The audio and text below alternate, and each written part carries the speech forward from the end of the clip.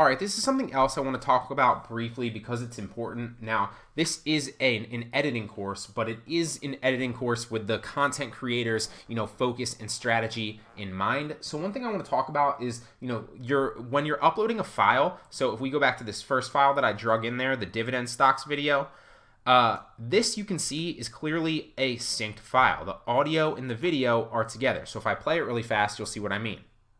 That I'm looking into, I'll pop pictures of their ticker symbols and their their 5-year graph up on the screen for you. All of these pay a dividend except one of them that I'm going to talk to you really briefly at. All right, that might have sounded a little bit like off or a little bit kind of weird to you because I'm actually playing it through the computer and the mic is listening from the computer on your end, so it might sound a little strange to you. I'm actually listening to it on the computer.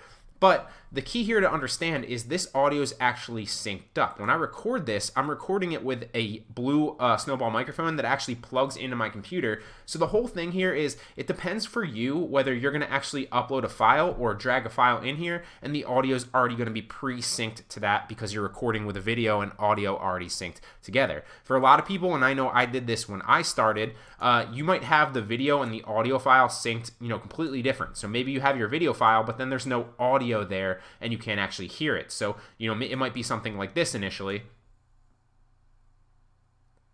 See, there's no audio there. And then you have to actually input your audio file as well. So you'd have to, put it in your workflow over here and then drag it in and measure it up. That's obviously annoying. It's something you want to avoid. So if you can, obviously you want to, record with the end game in mind, the editing game in mind. You want to make sure that they're synced.